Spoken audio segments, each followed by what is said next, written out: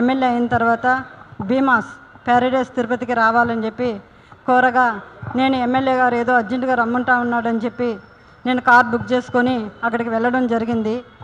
Room number 109, July 6వ తారీఖు రోజు నేను అక్కడికి వెళ్ళడం జరిగింది. అక్కడ ఎవరూ లేదు, ప్రశాంతంగా ఉండింది. ఎమ్మెల్యే గారు మాత్రమే రూమ్లో ఉన్నారు.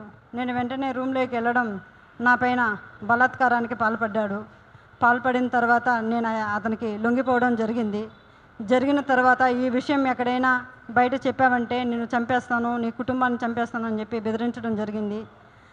అందువల్ల నేను ఎవరికి చెప్పుకోకుండా నేను సైలెంట్గా ఉండిపోయాను. మళ్ళీ ఇంకొకసారి ఫోన్ చేసి నువ్వు కానీ రాలేదంటే నేను మళ్ళీ నీ కుటుంబాన్ని, నీ భర్తని చంపేస్తానని చెప్పి నన్ను బెదిరించడం జరిగింది. బెదిరించడం ద్వారా నేను మళ్ళీ అక్కడికి భీమాస్ ప్యారడైస్కి వెళ్ళడం జరిగింది.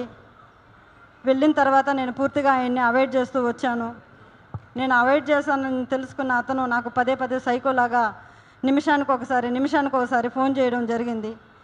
అది గుర్తించిన నా భర్త, ఎమ్మెల్యే నీకు ఎందుకైతే ఇన్నిసార్లు కాల్ చేస్తున్నాడని చెప్పి నా మొబైల్ ఇంచేసి నన్ను కొట్టడం, నన్ను బెదిరించడం చాలా చేశాడు. చేసిన తర్వాత నేను ఆ బాధను భరించలేకుండా నాకు జరిగిన బాధని నేను ఆయనతో వివరించడం జరిగింది. వివరించినప్పుడు నా భర్త, ఇలానే నీకే జరిగిందా, చాలామందికి జరిగిందా అన్నప్పుడు, చాలా మహిళలు, గవర్నమెంట్ ఎంప్లాయీస్ కూడా ఉన్నారు ఇందులో, మహిళలు చాలామంది బలైపోతున్నారు చెప్పాను. నేను చెప్పినప్పుడు ఆయన సూచించాడు నన్ను, ఈ చాలామంది మహిళల్ని కాపాడుకొని మనం బ్రతకాలి, మనం కాపాడుకోవాలని చెప్పి ఆయన నాకు ఒక పెన్ కెమెరాని అరేంజ్ చేసి ఇవ్వడం జరిగింది.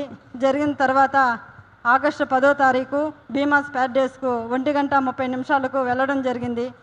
అక్కడ జరిగిన కామ క్రీడలను నేను రికార్డ్ చేసుకొని తీసుకొచ్చి నా భర్తకి ఇవ్వడం జరిగింది.